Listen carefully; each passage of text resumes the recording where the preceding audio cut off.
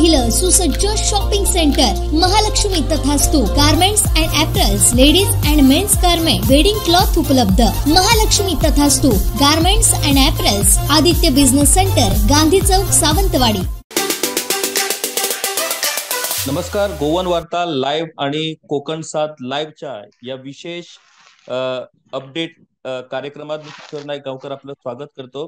आताची महत्वाची अपडेट जी गोवा आणि महाराष्ट्र आणि विशेष करून सिंधुदुर्ग जिल्हा यासाठी खूप महत्वाची अशी अपडेट आहे, ती म्हणजे आज मुंबई या ठिकाणी एक महत्वाची बैठक झाली.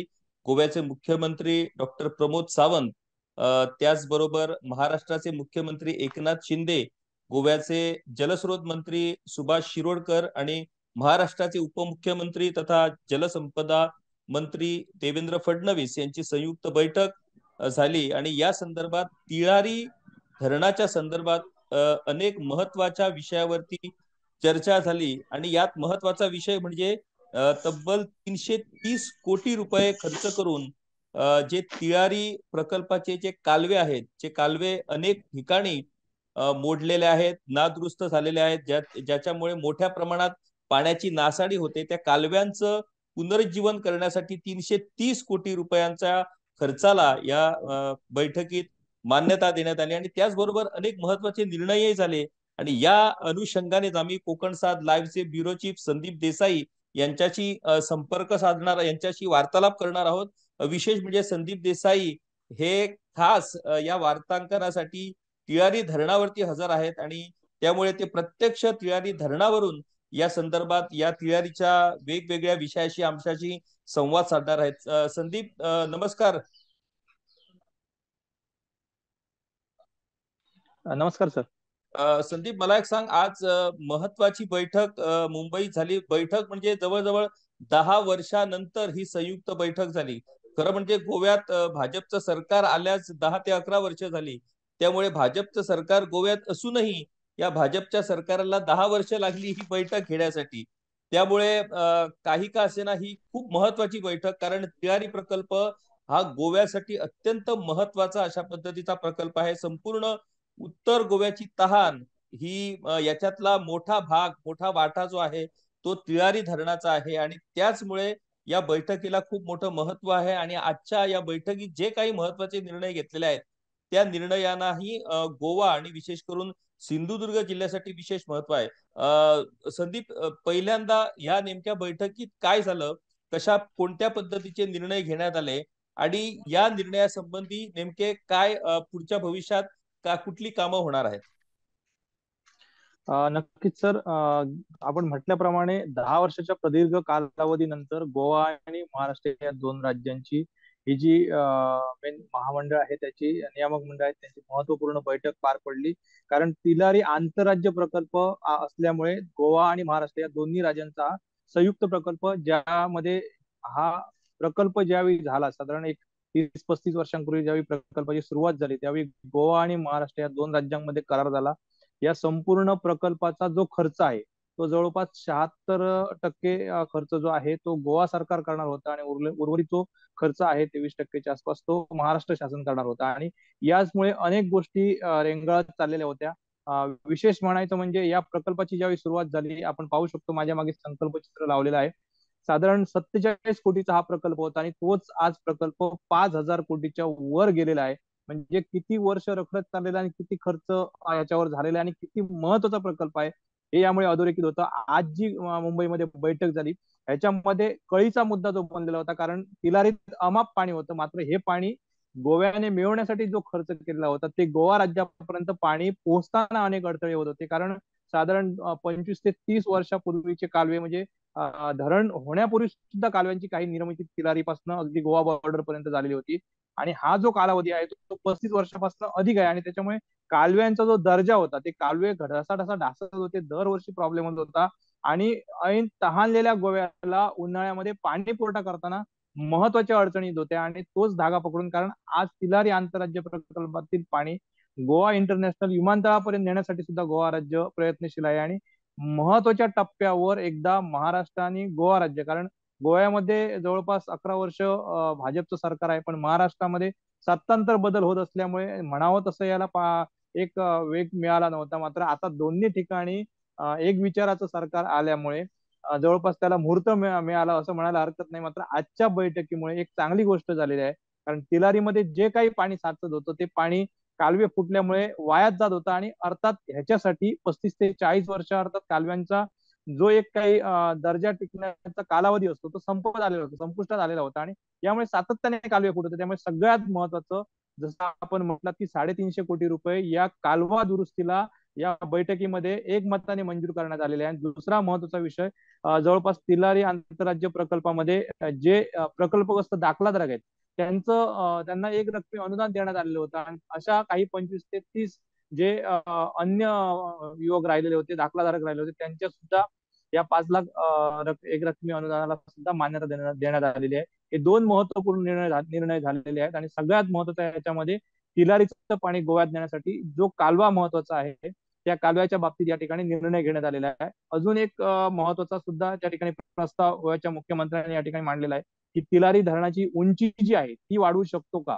त्याच्यामुळे तिलारी धरणाच्या पाण्याची गोव्याला किती गरज आहे हे सुद्धा या ठिकाणी अधोरेखित होत आहे. संदीप, आपण तिळारीच्या सखोल विषयावरती जाण्यापूर्वी तिळारीसाठी ज्या ज्या लोकांनी आपल्या जमिनी दिल्या, जे गाव खाली करावे लागले आणि त्यांचं रिहॅबिलिटेशन सिंधुदुर्गात आणि त्याचबरोबर गोव्यात साळ या ठिकाणी झालं, तर असे किती गाव हे तिळारी प्रकल्पामुळे खाली झाले आणि अंदाजे किती लोकांना या प्रकल्पामुळे त्यांना रिहॅबिलिट करावं लागलं? त्यांना जी आश्वासनं देण्यात आली होती त्यावेळेला तिळारी प्रकल्पाच्या अनुषंगाने, त्या आश्वासनांची पूर्तता झाली काय? म्हणजे आज आपण त्या तिळारीचे पाणी चाकतो आहोत, परंतु त्या पाण्यामागे ज्या लोकांनी आपल्या जमिनी, आपली घरदारं सगळी याच्यावरती पाणी त्यांना सोडावं लागलं, त्या लोकांना आतापर्यंत न्याय मिळालेला आहे का? त्यांना जी आश्वासनं दिली होती त्या आश्वासनाची पूर्तता ही झाली आहे काय?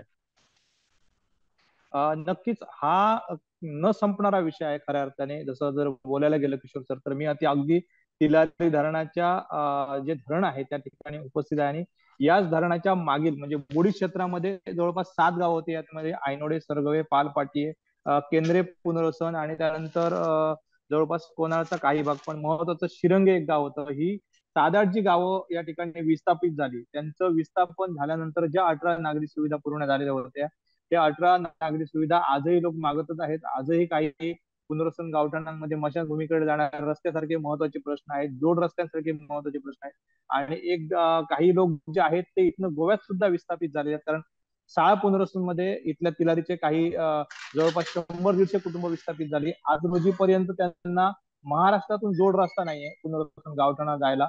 ते लोक इतकी वर्ष संघर्ष करतायत. हल्ली 4 वर्षापूर्वी गोवा मुख्य रस्त्यापासून पुनर्वसन गावठाण जायला त्यांना रस्ता दिलेला आहे. बाकी सगळ्या प्रकल्पग्रस्तांच्या अडचणी ज्या आहेत कारण आयनोडे हा जो गाव आहे तो झरेबांबर मध्ये विस्थापित केलेला आहे. सरगवे गाव झरेबांबर मध्ये विस्थापित केलेला आहे. पाल जो गाव आहे तो झरेबांबरच्या अगदी बाजूला आंबेल लागून कुडाचे खुर्द मध्ये विस्थापित झालेला आहे. शिरंगे गाव जो आहे तो बोर्डेमध्ये विस्तारित झालेला आहे. अशा प्रकारे ज्या ज्या ठिकाणी जागा मिळाल्या त्या ठिकाणी या सगळ्या प्रकल्पग्रस्तांना विस्थापित केलेलं आहे. मात्र ज्या ज्या हक्काच्या सुविधा द्यायला पाहिजे होत्या ते आजही पोहोचलेले आहेत. लोक आजही संघर्ष करतायत. सगळ्यात महत्वाचा पर्यायी शेत जमिनीचा विषय जो आहे तो शेतकऱ्यांचा तसाच आहे आणि या शेतकऱ्यांना ज्या पर्यायी शेत जमिनी दिलेल्या आहेत त्या पर्यायी शेत जमिनीमध्ये जायला मार्ग जे पाहिजेत, रस्ते जे पाहिजेत, त्यांचे व्यवस्थित जे भूखंड दिले आहेत त्यामध्ये त्यांची नकाशा पूर्णपणे फोडून शेतकऱ्यांना देणं या सगळ्या गोष्टी आजही महाराष्ट्र शासनाकडून प्रलंबित आहेत. मात्र धरण पूर्ण झाल्यामुळे आणि पाणी या धरणातून बाहेर पडत असल्यामुळे या प्रकल्पग्रस्तांच्या मागण्यांकडे शासन तसं फार गांभीर्याने पाहत नाही.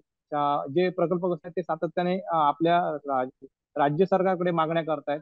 मात्र गोव्यामध्ये विस्थापित झालेल्या लोकांची परिस्थिती तर खूप वेगळी आहे. कारण इथनं सगळं जे हस्तांतरण आहे ते गोव्यामध्ये झालेलं आहे. गोवा सरकारने अलीकडे त्या भूखंड पुनर्वसनकडे चांगल्या पद्धतीने लक्ष दिलं. मात्र तोच रस्त्याचा जो प्रश्न आहे तो अद्यापही कायम आहे आणि बाकी सगळे लोक जे आहेत त्या विविध समस्यांमध्ये ग्रासलेलेच आहेत.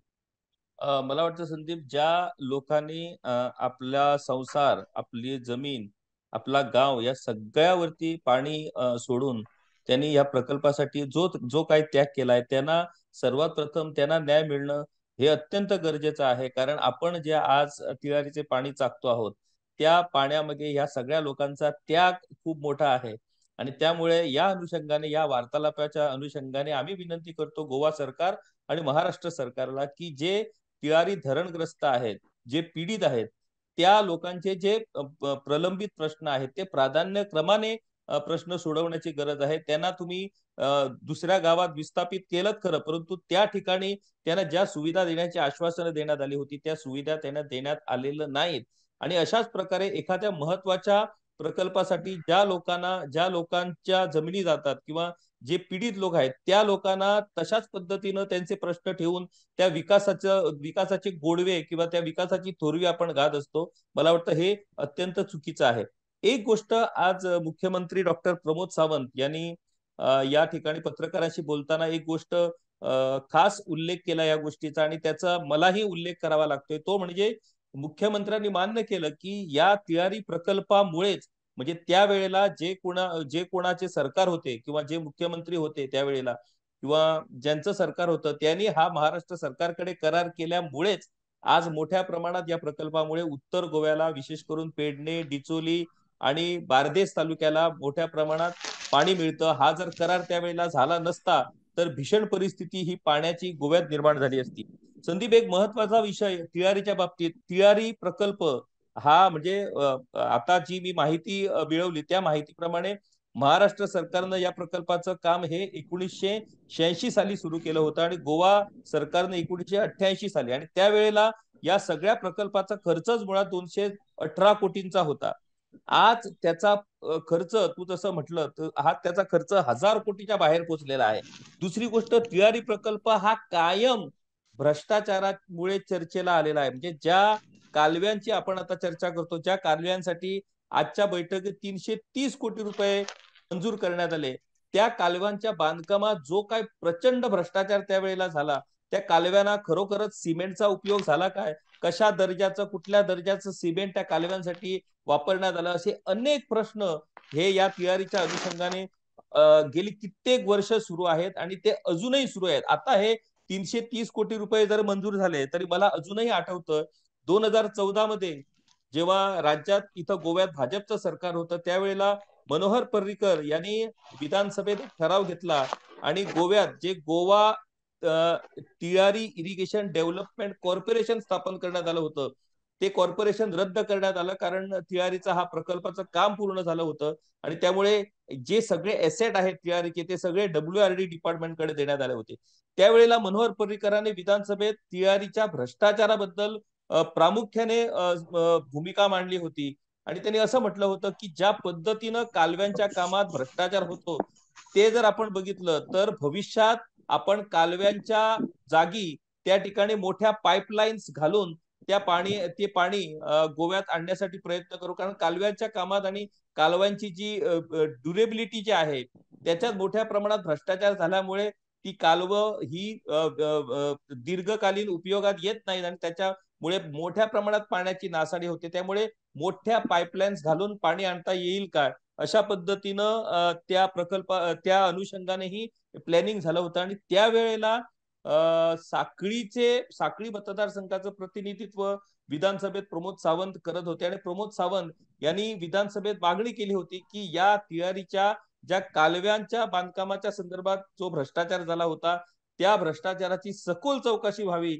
आणि त्याच्यासाठी सभागृह समिती स्थापन करण्यात यावी अशा पद्धतीची आक्रमक भूमिका प्रमोद सावंत यांनी त्यावेळेला घेतली होती. आज प्रमोद सावंत राज्याचे मुख्यमंत्री आहेत आणि त्यांच्याच नेतृत्वाखाली आज ही बैठक होऊन आज 330 कोटी रुपयांची मंजुरी ही या अनुषंगाने तिळारीसाठी आज देण्यात आली. संदीप, तिळारीचा आणखी एक विषय महत्वाचा एवढ्यासाठी आहे कारण तिळारी धरणामुळे जो काय पाणी पुरवठा गोव्याला होतो त्याचा उपयोग हा प्रामुख्याने 3 तालुक्यांना होतो. एक पेडणे तालुका, दुसरा डिचोली तालुका आणि तिसरा बारदेस तालुका. आता पेडणे तालुक्यात एकमेव वॉटर ट्रीटमेंट प्लांट आहे जो चांदेल वॉटर ट्रीटमेंट प्लांट. त्या प्लांट मधून संपूर्ण पेडणे तालुक्याला पाणी पुरवठा केला जातो. तो वॉटर ट्रीटमेंट प्लांट हा केवळ 15 MLD वॉटर ट्रीटमेंट प्लांट. आज ज्या पद्धतीनं ज्या झपाट्याने पेडणेचा विकास होतोय, आता मोपा विमानतळामुळे मोठ्या प्रमाणात पाण्याचं दुर्भिक्ष आहे. अनेक गाव आज तहानलेले आहेत, अनेक गावात पाण्याचा प्रश्न आहे आणि त्या वॉटर ट्रीटमेंट प्लांटचं विस्तारीकरण 30 MLD मध्ये सुरू आहे आणि ते डिसेंबर 2023 पर्यंत ते काम पूर्ण होईल.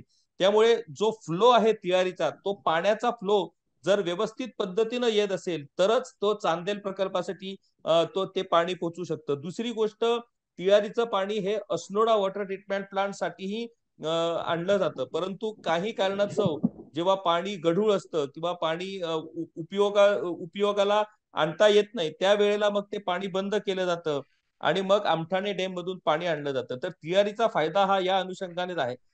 संदीप, मला एक सांग की तियारी प्रकल्पाच्या संदर्भात आज गोवा सरकार किंवा महाराष्ट्र सरकारनं आज जो संयुक्त पद्धतीनं हा जो निर्णय घेतलेला आहे, तियारी प्रकल्पामुळे जी आश्वासनं त्या ठिकाणी लोकांना देण्यात आले होते, आता प्रामुख्याने त्याचा मोठा फायदा हा जरी गोव्याला असला तरी त्या अनुषंगाने त्याचा वीज निर्मिती हाही त्याचा एक भाग होता. त्या वीज निर्मितीच्या संदर्भात नेमकी काय परिस्थिती आहे? तिलारी प्रकल्पाबद्दल आपण जेवढं बोलू आणि जेवढे मुद्दे मांडतो ते खऱ्या अर्थाने कमीच पडणार आहेत. मात्र आपण जो मुद्दा आता उपस्थित केलाय की वीज निर्मिती, तर वीज निर्मिती तिलारी प्रकल्पावर या ठिकाणी कोणा जलविद्युत प्रकल्पामध्ये केली जाते. साधारण 12 मेगावॅट एवढा प्रकल्प त्या ठिकाणी कार्यान्वित आहे. आणि आता नवीन एक प्रकल्प या ठिकाणी साडेली बेडशी येथे सुद्धा सुरू करण्यासाठी जलसंपदा विभागाच्या हालचाली सुरू आहे. त्यामुळे निश्चितच या ठिकाणी जलविद्युत निर्मिती जी प्रकल्प करण्याचा काम जे आहे ते या ठिकाणी जलसंपदा विभाग करत आहे. मात्र सगळ्यात महत्वाचं या सगळ्या गोष्टी करत असताना तो फटका जो बसत होता तो तिलारी प्रकल्पाच्या कालव्यांचाच. आणि आपण जसा मुद्दा उपस्थित केला की कालव्यांचा त्यावेळेचा दर्जा आणि जो तिलारी प्रकल्पामध्ये बोकाळलेला भ्रष्टाचार होता, खऱ्या अर्थाने आपण जसा उल्लेख केला की साधारण 85 पासून या तिलारी प्रकल्पाला मोठ्या प्रमाणात वेग आला. मात्र याची सुरुवात 1975 पासून झालेली होती. मी मुद्दा म्हणजे या ठिकाणी एक आपल्याला एक माहिती फलक जो आहे तो या ठिकाणी आपल्याला या ठिकाणी दाखवतो. याच्यामध्ये पूर्णपणे प्रकल्पाची माहिती जी आहे ती त्या ठिकाणी देण्यात आलेली आहे. आपण पाहू शकतो की या प्रकल्पाची मूळ किंमत आहे, जसं मी उल्लेख केला मगाशी, 45.20 कोटी होती. मात्र सुधारित किंमत त्यानंतर 1390 कोटीवर आहे आणि आज ती 6000च्या आसपास कोटी पोहोचलेली आहे. या पूर्ण धरणाची लांबी, रुंदी आणि गोवा आणि महाराष्ट्रामध्ये किती गावांना या ठिकाणी त्याचा फायदा होणार आहे, तर याची संपूर्ण माहिती या ठिकाणी दाखवण्यात आलेली आहे. मात्र हे सगळं जरी दाखवत असलं, हे आभासी चित्र निर्माण करत असलं, तरी मात्र प्रकल्प सुरू झाल्यानंतर ज्या पद्धतीने या ठिकाणी मुद्दामून ह्या संपूर्ण धरणाच्या एकूणच ज्या बांधकामाच्या गोष्टीचा आहे सगळ्याचा आढावा घेतला तर जवळपास 85 पासून आता 2005 पर्यंत म्हणजे 20 वर्ष या प्रकल्पाचं घळभरणी आणि एकूण धरणाचं काम चाललं. कारण 2004 नंतर या धरणातून खऱ्या अर्थाने गोव्याला पाणी पुरवठा सुरू झाला, धरणात पाणी साचवायला सुरुवात झाली. या कालांतरामध्ये इथले जे अधिकारी होते आणि इथले जे ठेकेदार होते यांच्यासाठी हा प्रकल्प म्हणजे खऱ्या अर्थाने एक मलई बनलेला होता. मोठं एक सोन्याची अंडी देणारी कोंबडीच म्हणायला हरकत नाही. आणि अशा प्रकारे अनेक जे ठेकेदार होते त्यावेळी गब्बर झाले आणि त्यांनी मोठ्या प्रमाणात स्वतःचे या ठिकाणी म्हणजे अजूनही इथले काही लोक जे जाणकार सांगतात की काही काही ठेकेदार या ठिकाणी येताना पत्राच्या बॅगा घेऊन आले होते. मात्र जाताना जे हे लोक जे आहेत ते फॉर्च्युनर सारख्या गाड्या घेऊन गेले. याच्यावरून त्यांची प्रगती किती आहे गेल्या 20 वर्षातली हे सुद्धा पाहणं आणि त्याचा विचार करणं अत्यंत महत्वाचं आहे. आणि किती याच्यामध्ये भ्रष्टाचार बोकाळलेला होता याचा विचार करायला हरकत नाही.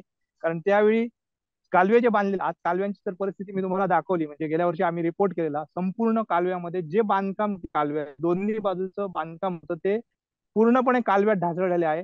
माती आणि सिमेंट कॉन्क्रीटचा बांधकाम केलेला प्रकार याच्यामध्ये कुठेही थांगपत्ता नाही. आणि त्यामुळे आज 30 वर्षानंतर या धरणाचा जो एकूणच दर्जा होता तो अतिशय धोकादायक झालेला होता या कालव्यांचा. आणि त्याच अनुषंगाने या कालव्यांची पुनर्दुरुस्ती पुनर्जीवीकरण करणं अत्यंत आवश्यक होतं. इथे जे आता कार्यकारी अभियंता आलेले आहेत रोहित कोरे यांनी याच्यामध्ये इनिशिएटिव्ह घेतला आणि ह्याला एक चालना दिली. आम्ही सुद्धा याच्यामध्ये कोकण सात लाईव्हच्या माध्यमातून जोरदार आवाज उठवलेला होता.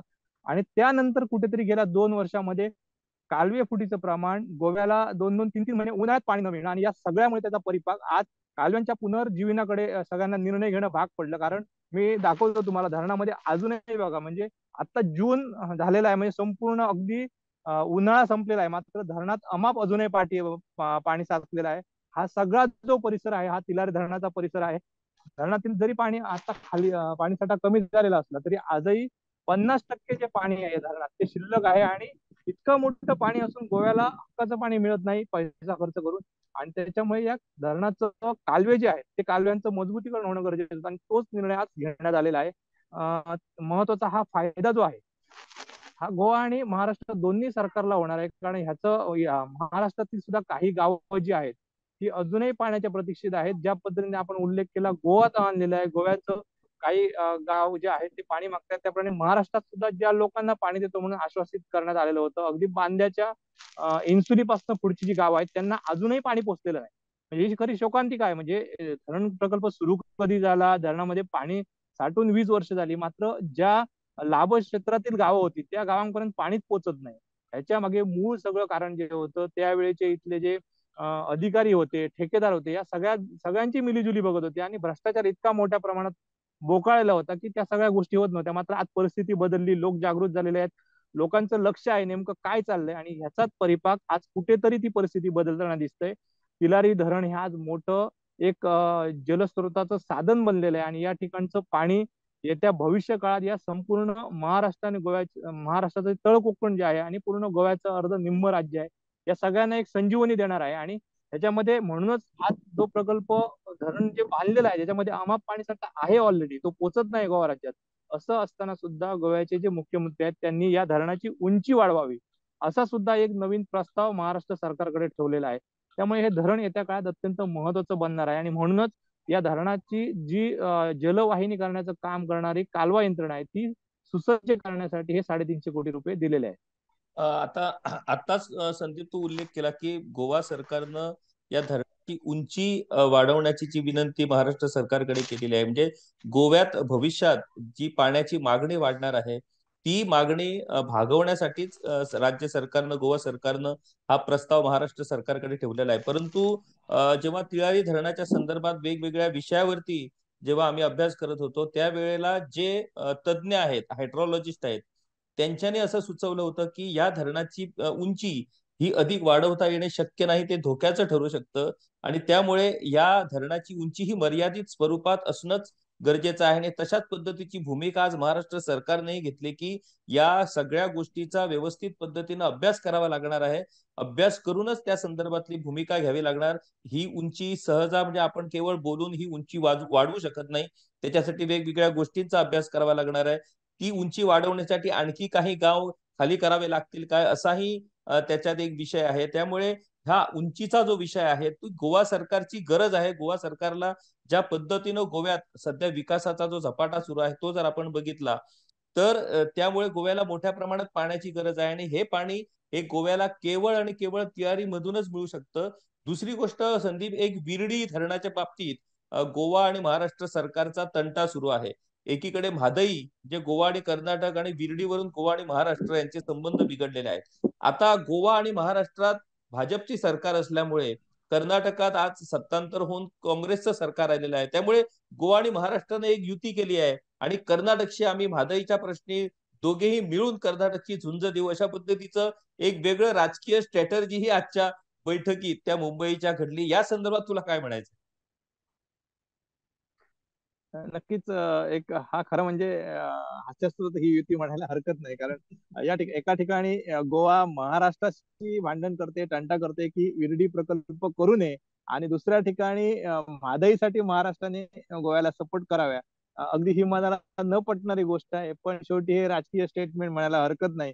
खरं तर विरडी धरण जे आहे हे महाराष्ट्राला तितकंच गरजेचं होतं, कारण तिलारीमुळे आज दोडामार्ग तालुक्यातील 56 पैकी निम्मी जी गावं आहेत ती पूर्णपणे पाण्याखाली आलेले आहेत. मात्र इथला जो उसप त्यानंतर तळेखोल, विरडी, आई हा जो भाग आहे पूर्णपणे गोव्यालगतचा भाग, यांना पाण्याचं मोठं संकट उद्भवलेलं आहे आणि त्यासाठीच विरडीचा प्रकल्प आहे. मात्र हा विरडी प्रकल्प नेमका काय आहे तो समजून घेणं गोव्याने अत्यंत आवश्यक आहे. खरोखरच गोव्याचे जलस्रोत त्यामुळे बंद होणार आहेत की पाण्याचा जो प्रवाह आहे तो वाढू शकतो, ज्या पद्धतीने तिलारीचं पाणी मिळतं त्याप्रमाणे विरडीतून सुद्धा पाणी मिळू शकतं का, याचा सुद्धा विचार करणं अत्यंत आवश्यक आहे. कारण जो विरडीचा प्रकल्प आहे तो पूर्णपणे सिंधुदुर्गात म्हणजे जे मांगेरी सारखी पूर्णपणे भाग जो आहे, अशाच प्रकारे माझ्या मागे जे हे डोंगर दिसतात या डोंगरामध्ये पडणारा हा कर्नाटकच्या अगदी सीमेवरचा भाग आहे आणि इथे हे पूर्ण पाऊस पडतो आणि त्याचं पाणी साचतंय.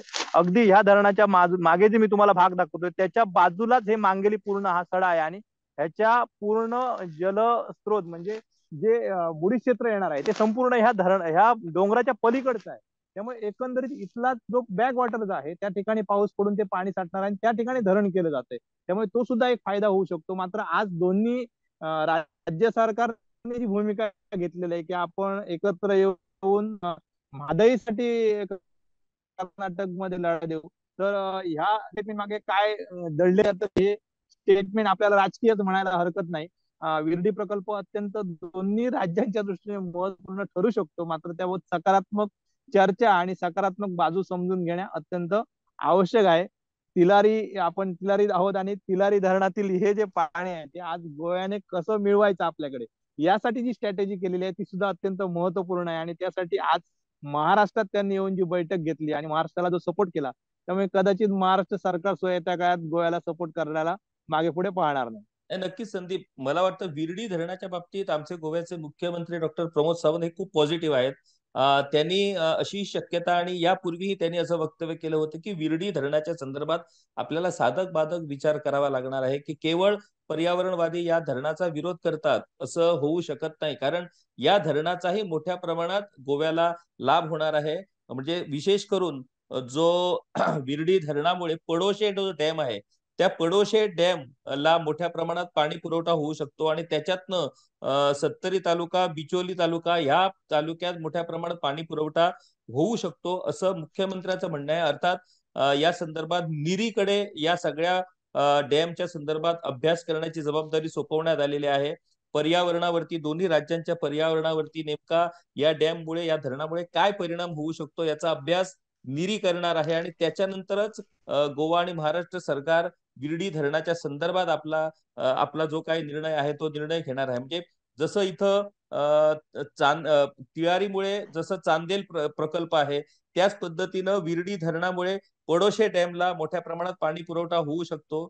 ज्या पडोशे डॅम मध्ये केवळ वाळवंटी नदीचं पाण्यावरती हा डॅम, आपलं हे ट्रीटमेंट प्लांट अवलंबून आहे, त्याला जर ह्या विरडी जर धरणामुळे काही प्रमाणात जर पाणी पुरवठा होऊ शकतो तर त्याचा मोठा फायदा हा बिचोली आणि सत्तरी तालुक्याला होणार अशी मानसिकता किंवा असा विचार मुख्यमंत्री करतायत. आणि त्यांची अशी इच्छा आहे की आपण या संदर्भातला जो पर्यावरणवाद्यांकडेही त्यांनी या संदर्भात चर्चा करण्याची तयारी दर्शवलेली आहे की सरसकट या धरणाला विरोध न करता त्याचा खरोखरच जर गोव्याला काही फायदा जर होत असेल तर त्या संदर्भात विचार करावाच लागणार आहे. कारण भविष्यात ज्या पद्धतीनं पाण्याची मागणी वाढणार आहे ती जर आपण बघितली तर भविष्यात या संदर्भात ठोस निर्णय घ्यावा लागणार आहे. दुसरी एक महत्वाचा विषय, येस, याच्यामध्ये सर एकच मुद्दा मी अधोरेखित करतो. जसा आपण उल्लेख केला की पर्यावरणवादी जरी बोलत असले तरी तिलारी प्रकल्प ज्यावेळी सुरू होत होता त्यावेळी अशीच आवय होती की तिलारी धरण जर झालं तर इथली गावं, काही खालची धरणाखाली जी गावं आहेत त्यांना पाणी मिळणार नाही. मात्र अगदी आज 25 वर्षानंतर जर ही परिस्थिती बघितली तर फार वेगळी परिस्थिती आहे. तिलारी नदी आहे ती पूर्वीपासून बारमाही होतीच, मात्र धरणातील जो आता इतक्या मोठ्या प्रमाणात पाणी साठा जो पाऊसभर पाणी पडल्यानंतर वाहून जाऊन समुद्राला मिळत होता, तो खऱ्या अर्थाने इथे मोठ्या प्रमाणात जलसाठा निर्माण झाला आणि ते पाणी जलविद्युत निर्मिती केल्यानंतर तिलारी नदीत सोडलं जात आहे. त्यामुळे तिलारी नदी जी आहे ती आज पूर्णपणे जिवंत झालेली. याच नदीवर लोकांनी एवढ्या मोठ्या प्रमाणात शेती समृद्ध केलेली आहे. त्या नदीतलं पाणी उपसा करून त्यानंतर अनेक गावांच्या नळ योजना ज्या आहेत त्या तिलारी नदीच्या या दोन्ही किनारी बसलेल्या आहेत. आणि याच नदीवर मी मुद्दामून या ठिकाणी अधोरेखित करतो की तिलारी नदीवर मणेरी येथे या ठिकाणी मोठ्या प्रमाणात एक बंधारा बांधला जातोय आणि तिथून जे पाणी आहे ते अगदी सासोली पासून वेंगुर्ला तालुका ते मालवण पर्यंत, मालवणमध्ये चिपी विमानतळ झालेला आहे. तर या सगळ्यांपर्यंत आणि 5 स्टार हॉटेल सुद्धा या आगामी काळात येत्या त्या 2 तालुक्यांमध्ये विस्तारत आहे. तर या सगळ्याला या तिलारीचा पाणी देण्याचा मोठा प्रकल्प या ठिकाणी राज्य शासनाने प्रस्तावित केलेला आहे. नळ जी पाईपलाईन आहे ती सुद्धा या ठिकाणी टाकलेला आहे. यामुळे या धरणामुळे किती फायदा इथल्या लोकांना झाला, इथल्या पूर्ण जे नागरिक आहेत, जे गाव आहेत त्यांना कशा पद्धतीने फायदा झाला, अशाच प्रकारचा फायदा सुद्धा होऊ शकतो. त्यामुळे या बाबतीत सुद्धा विचार करणं अत्यंत आवश्यक आहे. येस संदीप, आणखी एक शेवटचा मुद्दा म्हणजे तिळारी जो प्रकल्प आहे त्या तिळारी प्रकल्पासाठी ज्या गोव्यातल्या लोकांनी आपल्या जमिनी दिल्या त्यांना खरं म्हणजे आमिष दाखवण्यात आलं होतं ते म्हणजे हरित क्रांतीचं, की त्यांच्या मातीत मोती पिकणार, त्यांच्या मातीत हिरवळ येणार. शेतीसाठी त्यांना उपयुक्त म्हणजे त्यांच्या जी शेती आहे ती ओलीत क्षेत्राखाली येणार. म्हणजे तिळारीचा मुख्य उद्देश जो होता तो हरित क्रांतीचा होता. जवळजवळ 14,000 एकर जमीन ही तिळारी प्रकल्पामुळे ओलीत क्षेत्राखाली येणार होती. आज परिस्थिती जर आपण बघितली तर या तिळारीचं पाणी पोचलं, अनेक ठिकाणी ते पोचलंही नाही आणि हरित क्षेत्र जे आहे ते आता सेटलमेंट क्षेत्र झालंय. म्हणजे मोठ्या प्रमाणात ज्या जमिनी ओलीत क्षेत्राखाली येणार होत्या त्या जमिनी या मोठ्या रिअल इस्टेट वाल्यांना विकण्यात आल्या. म्हणजे आजच्या परिस्थितीत 10 वर्षानंतर गोवा सरकार तातडीची बैठक ही महाराष्ट्र सरकारकडे जी बोलावते किंवा जी घेते त्याचं मुख्य कारण हे एकीकडे पाण्याचं दुर्भिक्ष आहे, परंतु दुसरीकडे ज्या मोठ्या जमिनी मोपा विमानतळाच्या अनुषंगाने मोठमोठ्या रिअल इस्टेट वाल्याने घेतलेल्या आहेत त्या जर जमिनीमध्ये जर विकास व्हायचा असेल तर पाण्याचा मुबलक साठा हा तिकडे असणं गरजेचं आहे. विमानतळाचा केवळ पहिला टप्पा आता पूर्ण झालेला आहे, अजून 3 टप्पे बाकी आहेत. त्यामुळे हे 4ही टप्पे पूर्ण झाल्यानंतर जी एक प्रचंड मागणी पाण्याची वाढणार आहे ती जर आपल्याला पूर्ण करायची झाली तर जसं तू आता दाखवलं की तिळारीच्या धरणामध्ये अजूनही पाण्याचा साठा आहे, परंतु तो व्यवस्थित कालव्यांचं हे नसल्यामुळे इन्फ्रास्ट्रक्चर नसल्यामुळे तो पाण्याचा साठा गोव्यापर्यंत पोहोचू शकत नाही. आणि त्याच अनुषंगाने आज या 330 कोटी रुपयांची तरतूद ही करण्यात आलेली आहे. खरं म्हणजे जो काय रिअल इस्टेट वाल्यांनी ज्या जमिनी घेतलेल्या आहेत विशेष करून पेडणे तालुक्यात त्या जमिनीच्या संदर्भात जर विकास व्हायचा असेल तर तिळारीचं पाणी हे पेडणेपर्यंत किंवा गोव्यात येणं गरजेचं आहे, कारण त्या पाण्याशिवाय हा विकास होऊ शकत नाही याचंही महत्व इकडच्या सरकारला माहीत आहे. आणि त्यामुळेच राज्य सरकारनं ही इनिशिएटिव्ह घेऊन महाराष्ट्र सरकारकडे या अनुषंगाने चर्चा केलेली आहे. काही काय असेना रिअल इस्टेट वाल्यांना पाणी जर मिळत असेल तर त्या निमित्तानं बिचारा गोयकरांनाही गोयच्या स्थानिक लोकांनाही पाणी मिळणार आहे. त्यामुळे कुणाच्या फायद्यासाठी हे सरकार करतंय ते कुणाच्याही फायद्यासाठी असलं तरी त्याच्यातनं आपल्या स्थानिक जे गोयकार आहेत त्या गोयकारांची तहान त्याच्यातनं भागणार आहे. ही एक पॉझिटिव्ह गोष्ट या अनुषंगाने आपल्याला पाहायला मिळते. संदीप, शेवटचा विषय तो म्हणजे 330 कोटी रुपये मंजूर झालेत खरे, परंतु हे 330 कोटी रुपये खरोखरच त्याचा वापर योग्य पद्धतीनं होणार का? की यापूर्वी जो तिळारी म्हणजे खरात म्हणजे आतापर्यंत गोव्यात आणि महाराष्ट्र म्हणजे सिंधुदुर्ग जिल्ह्यातला सगळ्यात मोठा जर भ्रष्टाचार कुठला असेल तर तो तिळारी प्रकल्प आहे. त्यामुळे या 330 कोटी रुपयांचा विनियोग हा योग्य पद्धतीने होईल आणि त्याच्यातनं जे काय कालव्यांचं काम पुनरुज्जीवन करण्याचं जे सरकारनं ठरवलंय ते योग्य पद्धतीने साध्य होईल काय, काय वाटतं तुला? नक्कीच ते साध्य व्हायला हरकत नाही. मात्र ज्या पद्धतीने आपण बोललात की आता ज्या दोन्ही मुख्यमंत्र्यांनी त्या ठिकाणी अगदी सकारात्मकतेने 10 वर्षानंतर जरी बैठक झाली असती तरी एकाच बैठकीमध्ये हा संपूर्ण जो पैसा लागणार होता तो ज्या वेगवान पद्धतीने मंजूर केला, ज्या पद्धतीने सकारात्मक निर्णय घेतला, अगदी त्याच सकारात्मक पद्धतीने आता हा पैशाचा विनियोग कसा होणार यासाठी यंत्रणा जी आहे, प्रशासकीय यंत्रणा, ती सुद्धा ताकदीची त्या ठिकाणी कार्यान्वित करणं अत्यंत आवश्यक आहे.